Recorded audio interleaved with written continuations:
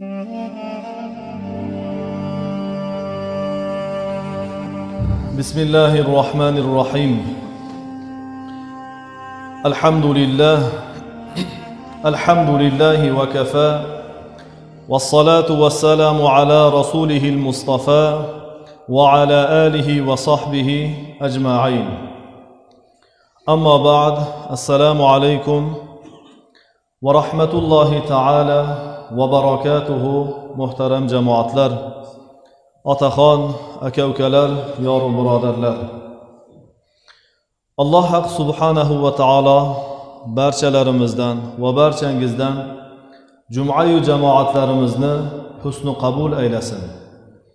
Alloh Rabbul alamin xulus niyat bilan, muhabbat bilan dunyo ishlarimizdan barvaqt forig' bo'lib, ajru savob zaxira qilish umidida Allohning amrini, Allohning ibodatini ado qilishlik uchun Allohning baytlari, masjidlari sari yurib keldik. Jumla dunyo musulmonlari qatori yaratgan Parvardigorimizni roziligi uchun tashrif qudum qildik. Alloh hammalarimizni bosib kelgan qadamlarimizni qiyrot ajru hasanot savoblar bilan to'ldirsin. Hafta davomidagi qilgan yaxshi savobli ishlarimizni nomai a'molimizga benuqson toat va ibodatlar qatoridan joy bersin. Hafta davomidagi bilib bilmay qilgan sahv xato, nuqson, kamchilik, gunohlarimizni Alloh Rabbul alaminning o'zi kechirsin. Muhtaram azizlar, bugun siz azizlar bilan Jum'a amru ma'rufida, Jum'a ibodatida didorlashmoq, suhbatlashmoqlik topshirig'i bizning zimmamizga, kaminaning zimmasiga yuklangan ekan. Inshaalloh baqadri imkon bilgan ilmlarimizdan, bilgan pand va nasihatlarimizdan sizlarga ham yetkazamiz. Albatta amalini hammalarimizga Alloh taoloning o'zi oson etsin. Biz Farg'ona viloyatini Quvasoy shahrini Toshmazor jome masjididan tashrif qudum qildik. Mana shu bizning shahardan bu So'x tumanidagi jumla ahli mu'min birodarlarimizga assalomu alaykum va rahmatullohi va barakatuh. Muhtaram jamoatlarimiz, bugungi to'xtaladigan tezis mavzumiz yoshlarni turli bir illatlardan himoya qilishlik, yoshlarimizni ko'proq e'tibor qaratishliklari kerak bo'lgan eng asosiy jihatlarga, dinimiz ta'limotlariga inshaalloh to'xtalamiz. Zero bu jum'a insonlarni haftalik bir ruhiy ozuqasi. Alloh taolo bejizga farz qilmadi. Haftada bir kun jamlanib mu'min musulmon insonlar, uzoq yaqindagilar bir hafta davomida ko'rishalmaganlar ko'rishadilar. Yoru birodarlar Alloh taoloning salomini o'rtalarida yoyadilar. Xushnudu hurram holatda bir safda turib ibodat qiladilar. Va shu bilan birga Allohning amrini, oyatini, Muhammad alayhissalatu vassalomning muborak hadislarini eshitib, bir haftalik ruhiy ozuqalarni olib yana keyingi haftaga qadar tarqaladilar yer yuziga. Alloh taolo inshaalloh eshitajak ilmlarimizni qalbimizga, aqlimizga ozuqa qilib, haqiqiy bir amal qiladigan bir suhbatlardan bo'lishligini Alloh muvaffaq, muyassar aylasin. Muhtaram jamoatlarimiz, bugungi kundagi yoshlarimizni turli bir mafkuraviy ta'sirlar domiga tushib qolishliklari va turli oqimlarga kirib qolishliklarini o'sha asosiy sabablari diniy ilmlarni o'rganishlik, bilmagan narsalarni xoh telefonda bo'lsin, xoh yuzma-yuz ko'rishib bo'lsin, munosib ustoz tanlamaslikdan bo'lyapti. Bugungi kundagi dunyodagi turli o'sha kelishmovchiliklar, ko'proq ziddiyatlarni asosiy sabablaridan muhtaram jamoatlar, insonlarni, ayniqsa yoshlarimizni eshitayotgan ilmini, olayotgan ozuqasini to'g'ri tanlangan haqiqiy yo'ldagi insondan olishligi kerakligi talabi bor. Muqaddas dinimiz mana shuning uchun ham insonni ko'z quvonchi bo'lgan farzandlarimizni ham jismonan, ham aqlan, ham ma'nan mukammal yetuk bo'lishligini ta'limotini, yo'l yo'riq ko'rsatmalarini ko'rsatib bergan. Alloh taoloning muborak oyatiga e'tiborimizni qaratamiz. Xudoy taborak va taolo Sura Tahrimning 6-oyatida marhamat qilib aytadi. Astagfiru billah. Ya ayyuhallazina amanu qu anfusakum va ahlikum naran waquduha an-nas wal hijaratu 'alayha malaika ghilazun shidadun la ya'suna Allaha ma amarahum va yaf'aluna ma yu'marun. Sadaqallohul azim. Ey iymon keltirganlar deydi Alloh. Ey iymon keltirganlar degani nima degani o'zi? Alloh taolo ya ayyuhan nas deb xitob qiladi Qur'onda. Ey insonlar. Va mana shu xitobini qatorida ya ayyuhallazina amanu. Ey iymon keltirganlar deydi. Ya ayyuhan nas xitobi ommatan bo'ladi. Xo u mu'min musulmon bo'lsin, xo g'ayri musulmon bo'lsin, xo kofir bo'lsin. Endi ya ayyuhallazina amanu deganda iymonlilar e'tiborni ko'proq qaratish kerak. Ya'ni Alloh menga amr qilyapti. La ilaha illalloh degan zot manmanmi? Demak, meni xalq qilgan zot menga amr qilyapti. Ya ayyuhallazina amanu, ey iymon keltirganlar, Allohni bir u bor deganlar, Allohni borligiga ishonganlar, mu'minlar. Qu anfusakum va ahlikum nara. O'zingizni va ahli ayollaringizni yoqilg'isi odamlar va toshdan bo'lgan olovdan saqlanglar deydi Xudo. Yoqilg'isi mana shu odamlar va toshlardan bo'ladigan do'zaxdan saqlanglar deydi. Aynan Alloh taolo iymon egalariga xitob qilib buni buyuryapti.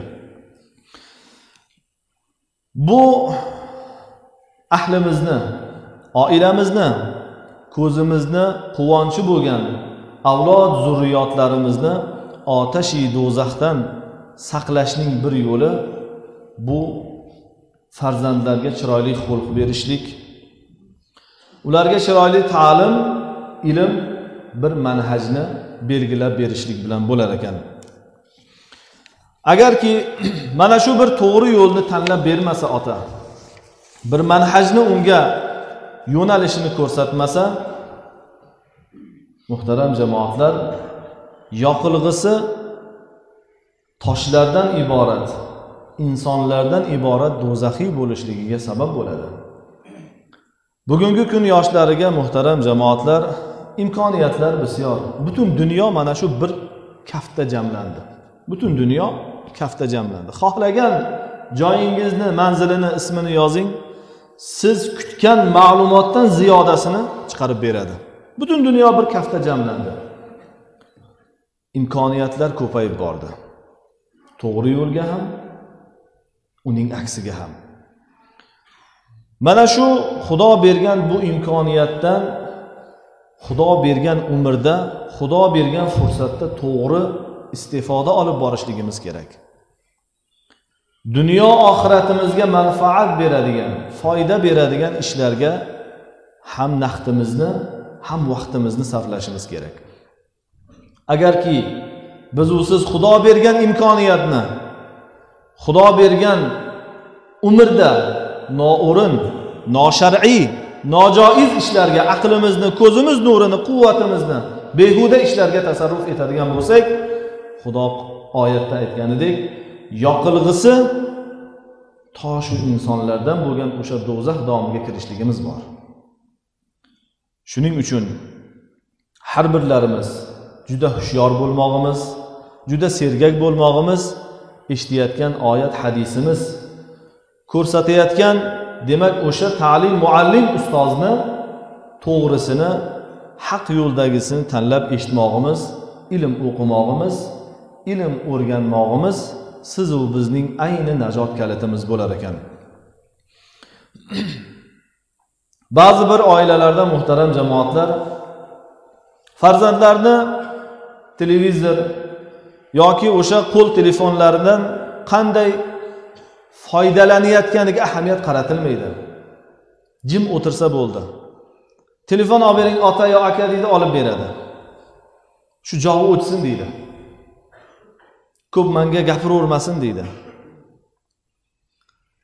Olib beradida bolani o'sha televizor va ko'proq holatda telefon.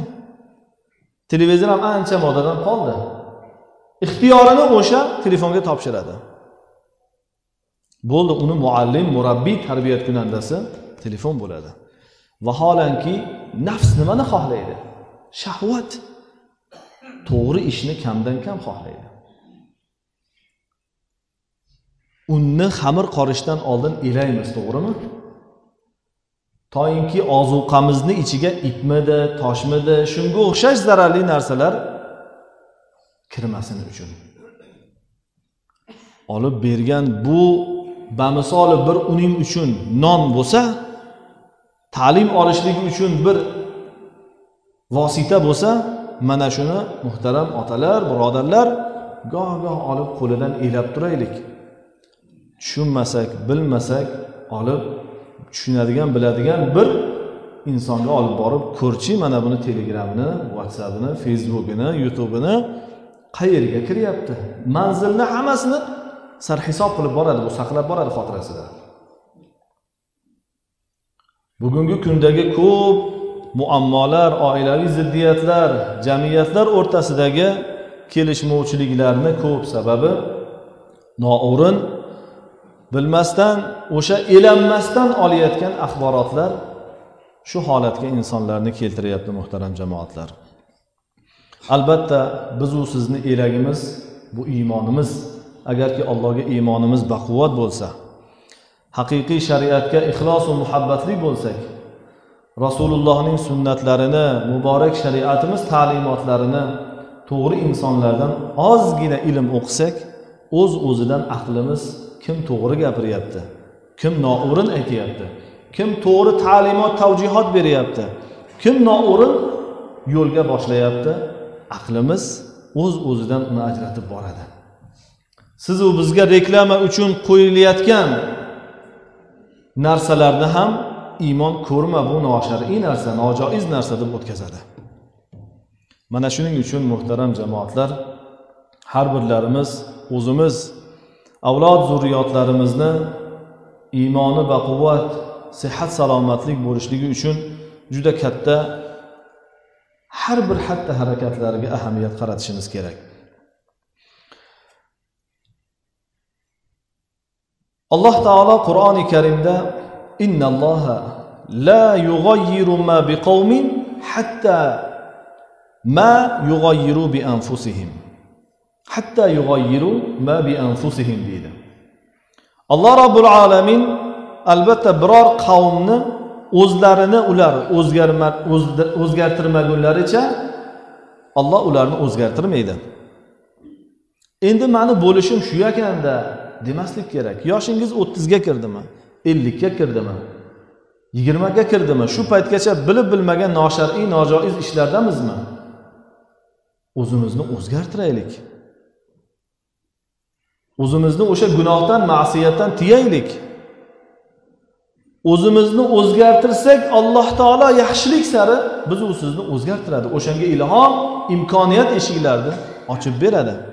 Istig'for aytaylik, tavba qilaylik. Kechqurunlari Alloh taologa nola-yu zora qilaylik. Albatta Alloh bandasiga juda mehribon zot. Agarki adashgan bo'lsak, hidoyatni so'raylik Allohdan. Alloh albatta hidoyat beradi. To o'zimizni o'zimiz islohot sari, o'zgarish sari qadam ildamlamasak, Alloh bizni sizni o'zgartirmaydi. Chunki bandaga Alloh subhanahu va taolo ixtiyorni bergan. Xohish, tanlash imkonini bergan. Har bir ota-ona farzandini dunyoda baxtu saodatli bo'lishligini, yana ilmu ma'rifatli bo'lishligini, obro' e'tiborli yetuk bir shaxs bo'lishligini, davlatmand bo'lishligini xohlaydi. Mana shu xohish, istakning o'zi yetarli emas-da. Xohish, istakni o'zi yetarli emas. Buning uchun xohish, istak bilan birga Allohdan madad so'ragan holatda duo qilib, Xudodan ko'mak so'rab, harakat imkoniyat eshiklarini oqtarib topish kerak. Qaysi bir ulug' insonni, olimni qaramang, uni ortida bir unga duogo'y homiy ota bor yoki duogo'y mehribon ona bor. O'sha ota-onani astoydil jiddu jahd shijoati bilan inson farzand yetuk bir maqomni topadi. Tarixda endi bunga misollar juda ko'p. Mazhabboshilarimiz, ya'ni sarmazhablarimiz hammalarining ortlarida mana shundoq yetuk shaxslar bor. Ulardagi bor sharoit bizdagi bor sharoit bilan taqqoslansa, yer bilan osmonchalik farq qiladi. Tog'lar misolicha emas, yer va osmoncha farq qiladi. Biz o'tirgan kabi gilomlar bo'lmagan, yorug' shinam bunaqa joylar bo'lmagan, chiroqlar bo'lmagan. Lekin bor shamning yorug'ligidan, imkoniyatidan 100 emas 200% to'liq ular foydalanishgan. Oddiy bir shamning yorug'idan. Ba'zi birlari sham olishlikka mablag'i bo'lmasa, g'azonlarni jamlab turib yoqib, o'shani olovida bir lug'atni, bir kalimani o'qib takrorlab, bir siqim g'azonni yoqib takrorlab ta'lim tadris qilganlar. Muhtaram jamoatlar, illatli, kamchilik, nuqsonlarimiz juda ko'p. Har birlarimiz odob, ilmga muhtojmiz. To'g'ri yo'ldagi, haq yo'ldagi ustozlarga muhtojmiz. Payg'ambar sollallohu alayhi vasallam bolasiga odob bergan insonni haqida shunday deganlar: la an yu'addiba ar-rajulu waladahu khayrun min an yatasaddaqa bi sa'i. Kishi farzandiga odob berishligi bir so' ihson qilishidan afzaldir dedilar. Imom Termiziy rivoyatlari. Kishi farzandiga odob berishligi bir so' narsani ihson qilganidan afzaldir dedilar. Bir so' taqriban 4 kilogramm atrofida, xoh 4 kilogramm bug'doy bo'lsin, xoh mayiz bo'lsin, xoh xurmo bo'lsin, xoh arpa yo un bo'lsin. Nima bo'lishidan qat'iy nazar, farzandga bolam bismillahirrohmanirrohim degan bir narsa ish boshlashingdan avval degan odobni berishligimiz bir so' narsani 4 kilogramm atrofidagi narsani ihson qilganimizdan afzalligini payg'ambarimiz aytayaptilar. Har kuni qanchadan qancha soatlarimiz o'tyapti. Umrimiz o'tyapti. Farzandlarimiz atrofida o'tiribmiz. Ertalab nonushtada, tushligida, kechki ovqatda nima qilyapmiz? Ular bilan diydorlashib o'tiribmiz. Faqat butun aqlimiz, idrokimiz, hayolimizni televizorga bog'lab qo'ymaylik. Televizor orqali oladigan ilm, ma'lumot bor. Unga ham vaqti, soati bor. Lekin butun umrni sarflashlik bu biz va sizning nuqsonimizdan, kamchiligimizdan. Mana shu dasturxon atrofidagi 1 soat 40 daqiqa, yarim soatlik fursatimizni g'animat bilishimiz kerak. Rasululloh aytgan 1 so' ajru savobni bundan-da ko'ra yaxshiroq savobga ega bo'lish uchun bolamizga, nabiramizga bismillahirrohmanirrohim deyishni. Bolam musulmon odam 10 qo'l bilan yeydi, chunki shariat hadisda shunday ta'lim beriladi deb 10 qo'l bilan taomlanishlikni o'rgatishimiz ham oddiy jihat. Aslida hamma ham shunday qiladi, bu odatiy tusimiz. Aytmoqchimiz, mana shu jihatni o'rgatishligimiz ham bir ta'lim. O'rgatgan ta'limimiz evaziga Alloh taolo biz va sizga 1 so' ihson qilganlik ajrini, savobini bundan ziyodasini beradi. Endi u bolangiz o'zini avlod zurriyotiga qancha amal qilmasin, sizning nomai a'molingizga hasanat kelaveradi. yog'ilaveradi. Allohning dargohidan biror narsa kamaymaydi. Xudo beraveradi. Faqat uning uchun biz u sizdan avvalo o'sha narsani o'zimiz Bismillahirrohmanirrohim kalimasini to'g'ri o'rganib talaffuz qilishligimiz va bilganimizga ixlos va muhabbat bilan amal qilishligimiz kerak. Farzandlarga ilm berish borasida esa Muoz ibn Jabal radhiyallohu anhu ning muborak so'zlari borki, ta'limul ilmi liman la ya'lamuhu sadaqah. Bilmaganga ilm o'rgatish sadaqadir dedilar. Hech nimam yo'q sadaqa qilishlikka, ihson qilishlikka imkon fursatim yo'q deydigan odam uchun bir fursat. O'zingiz bilgan to'g'ri narsani, haq narsani farzandingiz, nabirangizga o'rgatishligini izni o'zi ham bir sadaqa, savob o'rnida nomai a'molingizga yoziladi.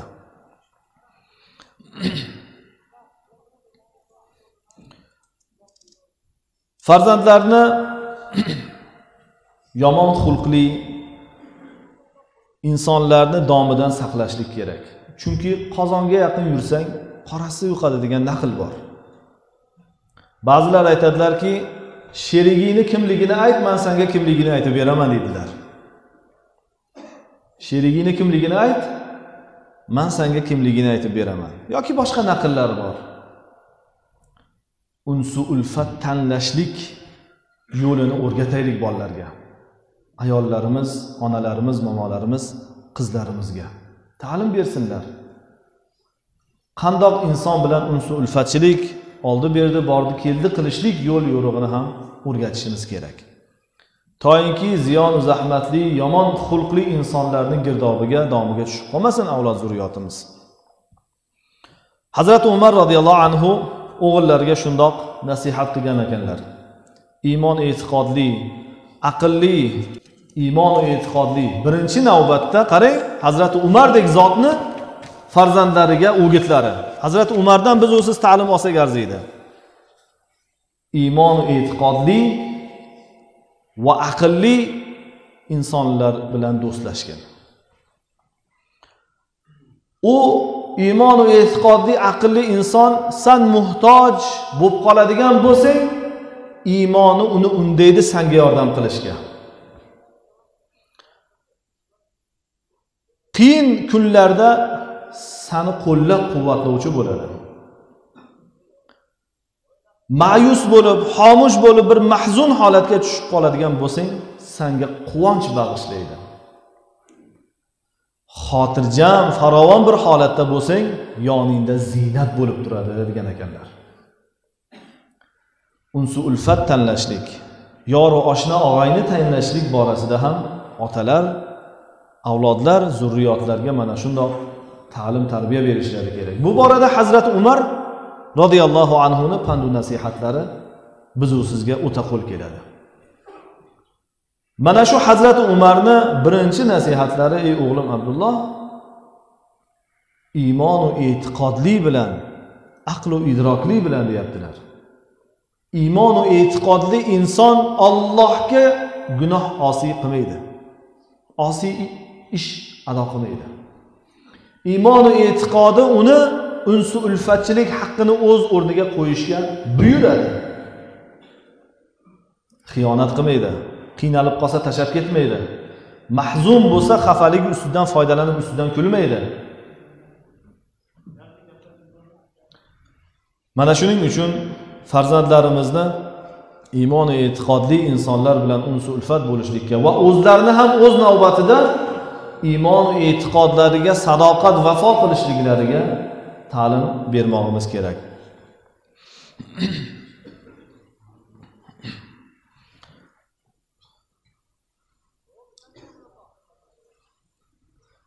Payg'ambar sallallohu alayhi va sallam mu'min musulmonlarni doimo yaxshilikka targ'ib qilganlar. Aslida shariat islom doim mu'min musulmonni yaxshi bo'lishlikka, dunyo oxiratda yuzi yorug' bo'ladigan ishlarni ado qilishlikka buyuradi.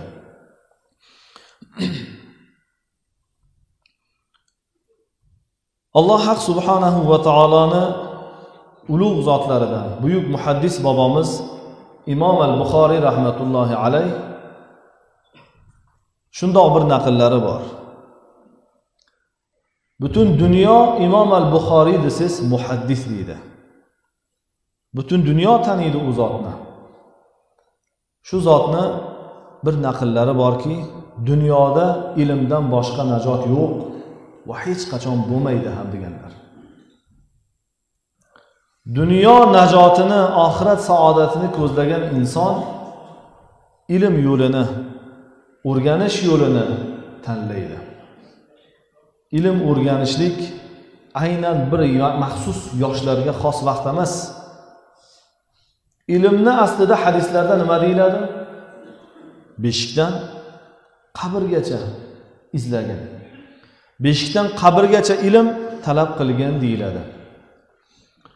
Imom al-Buxoriy mana shuncha kitob, mana shuncha asar, mana shuncha hadislarni yig'ib, sahih, nosihlarni ajratib, elab berib aytgan so'zlari dunyoda ilmdan boshqa najot yo'q va bo'lmaydi ham. Oddiy shudgorga suv ochishlik, boqqa suv ochishlik uchun ham nima kerak? Ilm kerak. O'shani suvni yuradigan yo'lini ochishlik uchun ham aql kerak. O'shani ilmi kerak. Mana shunda o'sha yerdan bir hosildan manfaat olinadi.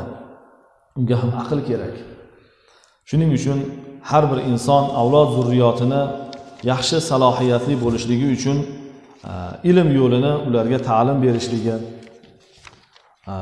bilgan ozmi ko'pmi ilmiga sadoqat vafo bilan amal qilishlikka buyurar ekan. Payg'ambar alayhissalatu vassalom aytadilarki, "Iza matal inson inqata'a amaluhu illa min salas." Agar inson bu hol va hayotdan o'tadigan bo'lsa, butun amali kesiladi. Amal nima bu? Qiladigan ishimiz. Ishi to'xtaydi, bir amal qila olmaydi. Na gunoh, na savob qila oladi. Magar ham 3 jihat borki, to'xtamasdan inson vafotidan keyin ham uning qabriga, oxiratiga mana shu hol va hayotda tirikligida qilgan ishi borib turadi. Sadaqai joriya qilgan bo'lsa,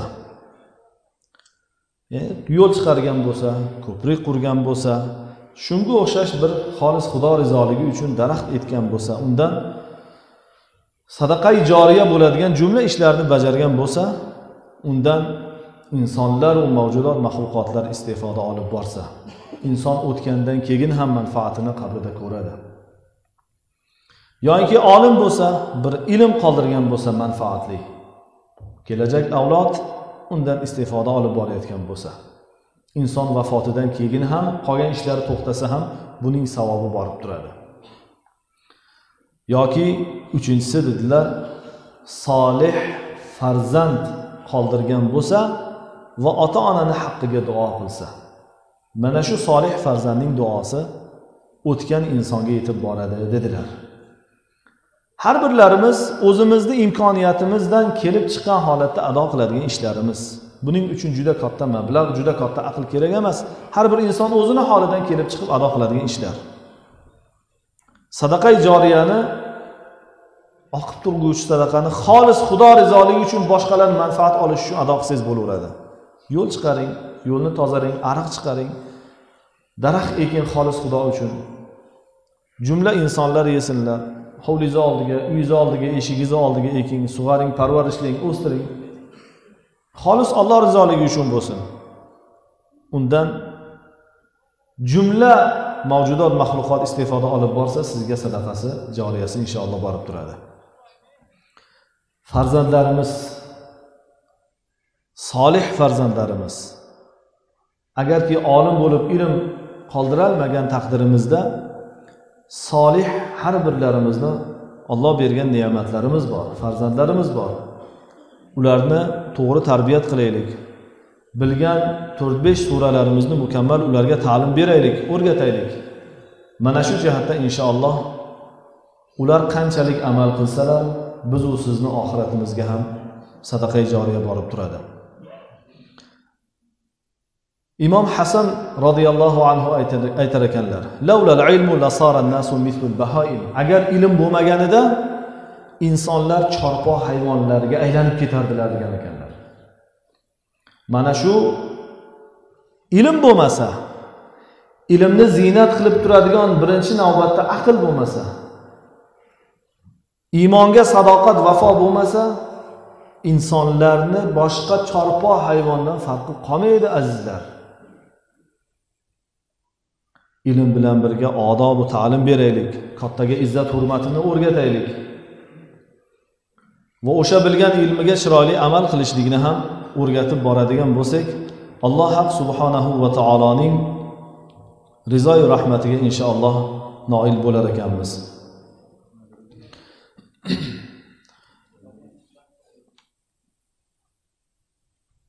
Chunki ilm bu payg'ambarlarning merosi. Ilm payg'ambar alayhimussalomlarning merosidir. Molni sarflash bilan kamayadi, ilmni sarflashlik bilan ko'payadi. Qancha takrorlatsangiz, nekuvkardan, azpurkardan qancha ko'p takrorlasangiz, qancha ko'p zikr qilsangiz, mana shuncha inshaalloh ziyoda bo'ladi, mustahkam bo'ladi, baquvvat bo'lib boradi. Lekin ilm tasarruf qilishlik bilan ko'paysa, mol tasarruf qilish bilan kamayadi. Abdullah ibn Mas'ud radhiyallohu anhu payg'ambar alayhisalomdan rivoyat qilgan hadisda Rasululloh aytdilar: "Qala Rasululloh sallallohu alayhi vasallam: La hasada illa fi ithnatayn." Hasad qilishlik mumkin emas, magar ham ikki jihat borki, unda hasad qilsa bo'ladi. Rajulun atahu Allohul mala. Bir kishiyki unga Alloh taolo mol mulk berdi. Mashaalloh mol berdi, davlat berdi. Fasallatahu ala halkatihi fil haqq. Bu inson molini Alloh rizoligi uchun haq yo'lida tasarruf qiladi, infoq qiladi, ihson qiladi va hokazo. Mana bundoq insonga ey Alloh, agar menga ham mol berganingda mana shu inson kabi nima qilardim? Tasarruf qilardim. Mana shu inson kabi istifoda olib borardim der ekan. Va rajulun atahu Allohul hikmata fa huwa yaqdi biha va yuallimuha. Va yana bir kishiga Alloh ilm bergan bo'lsa, mana shu ilmiga amal qilib va uni boshqalarga nashr qilib o'rgatadigan insonga qaniydi Alloh menga ham ilm berganingda, mana shu ilm sababidan shu inson kabi nashr qilardim, ilm o'rgatardim, amal qilardim degan bir ma'noda hasad qilsa bo'ladi. Ya'ni havas ma'nosidagi hasad qilsa bo'ladi dedilar payg'ambar sallallohu alayhi vasallam. Bir inson Hazrati Ali radhiyallohu anhu ni huzurlariga keladilar. Hazrati Alini bilamiz, islomda eng shijoatli inson. Payg'ambar sallallohu alayhi vasallamning jiyanlari, o'z navbatida kuyovlari, ilm bir shahar bo'lsa uning darvozasi Alidir deganlar Rasululloh. Olim sahobiylardan Rasulullohning e'tiroflari, agar ilm bir shahar bo'lsa uning darvozasi Alidir deganlar. Mana shu zotni huzuriga bir kishi keladi. Juda qaltiroq bosib, jismi mana shunday bir titragan holatda keladi. Hazrat Aliga qarab, "Ahassu fi nafsi anni amut ba'da sa'a." Bir soatdan keyin o'ladigan darajada shundoq bir narsa bor ichimda, bir holatdaman deydi. Og'riyapti jismim deydi. Hazrat Ali nima dedilar? "Al-maut laysa mushkila." O'lim bu mushkil narsa emas, muammo narsa emas. Kulluna namut, hammamiz o'lamiz birodar dedilar. Haligi odam, "Xo'p, o'lim mushkul narsa bo'lmasa, o'limim yaqin haq bo'lsa, bir soatdan keyin o'lib qolsam, ungacha men nima qilay? O'rgating, ta'lim bering. Men sizdan maslahat uchun keldim" dedi. O'lim yoqasidagi odam. Hazrat Ali nima dedilar? "Utlubil ilma." Shundoq holatda bo'lsang ham, o'liming yaqinligi bo'lsa ham, aniq bo'lsa ham, ilm o'rgangin, ilm talab qilgin dedilar. Demak, ilm bu dunyoning, oxiratning inshaalloh najoti bo'lar ekan. Aytadigan gaplarimiz juda ko'p edi. Vaqtimiz, fursatimiz yaqinlashib qopti, jindek o'tib qopti. Alloh haq subhanahu va taolo hammalarimizni tavfiq rushd va hidoyatda bardavom aylasin. Ilm borasidagi, yoshlarni ta'lim tarbiyasi borasidagi eshitgan qisqacha bir ma'lumotlarimizni qalbimizga, ongimizga mustahkam ilm o'laroq jo bo'lishligini Alloh nasib etsin. Amalini Xudovand Karim oson aylagan bo'lsin. Savol: erkak kishi ginekologga xotinini ko'rsatish hukmi qanday? Albatta mahram nomahramlik bor islomda. İmkonimiz, ilojimiz qadar bu borada ham o'zimizni, qizlarimiz, ahli ayollarimizni ojizmiz, ba'zan betoblik, kasalligi yetishligi bor. Doktorga xos, maxsus mana shu ayollar doktorga ko'rsatish lozim bo'lsa, tib ilmidagi yetuk mutaxassis ahli ayollar qarashligi kerak, erkaklarni demak erkaklar ko'rishligi kerak bo'ladi. Mana shu narsaga har bir mu'min musulmon e'tibor qilishligi kerak. Ikkinchi savol: uzun shimni bukib yurish afzalmi yoki qirqib tashlashmi? Endi insonni yurishiga, ibodat qilishligiga libos juda muvofiq bo'lishi kerak. O'ta keng yo o'ta tor bo'lmasligi kerak. Yurishga, hatta harakat qilishlikka xalaqit beradigan darajada bo'lmasligi kerak. Uzun kiyimni sudrab yurishlikdan qaytarilgan dastavval. Nimaga? Nima uchunki arablarda shundoq ro'dapo qilib sudrab yurishlik faxr, kibr nimasi bo'lgan, namunasi bo'lgan. Mana shuning uchun qaytarilgan. Agarki uzun bo'lsa, chevarda bir o'sha muvofiq, munosib qilib qirqib, o'ziga qaddi qomatiga yarasha qilib nima qilish kerak? O'lchovini olishlik kerak. Bu borada agarki o'sha kesishligini ham bir faxr qiladigan bo'lsa, albatta bo'lmaydi. Yo uzun tashlab yurishligini ham faxr qiladigan bo'lsa, bo'lmaydi. Musulmon odam juda aqlli, ziyrak, hushyor bo'ladiki, hatto kiyayotgan ust-bosh libosini ham o'ziga mos, o'ziga munosib qilishlik kerak. Bu borada kibr yoki boshqa bir manmanlikni ko'zda tutmasligi kerak. Alloh haq subhanahu va taolo hammalarimizga tavfiq, rushd va hidoyat, eshitganlarimizga, bilganlarimizga olim va amal bo'lishimizni, avlod zurriyotlarimizni rohatini ko'rib, dog'ini ko'rmasligimizni Alloh nasib aylasin. Duo qilamiz. Subhanakallohumma bihamdik. Ashhadu an la ilaha illa anta astag'firuka va atubu ilayk. Ilohiy Robbi Parvardigor, biru borsan, barhaqsan, duolarimizni qabul aylagin. Alloh haq subhanahu va taolo mana bu muzofotlarni o'zing salomat qilgin. Jumla mana shu joylarda, dargohlarda ibodat qilib, bu el ulus uchun xizmat qilib o'tgan jumla ajdod jaddodlarimizni, solih insonlarimizni Alloh rahmat qilgin. Alloh qolgan toat va ibodatda mana shu joyni obodligida hissa qo'shayotgan aziz birodarlarimizni, katta kichiklarimizni o'zi Alloh yorlaqasin. Alloh haq subhanahu va taolo ikki dunyoda sarbaland, sarafroz bo'lmoqlarni nasib etsin. Va salavatuna va salamuna ala sayyidina Muhammad وآله وصحبه أجمعين برحمتك يا رب.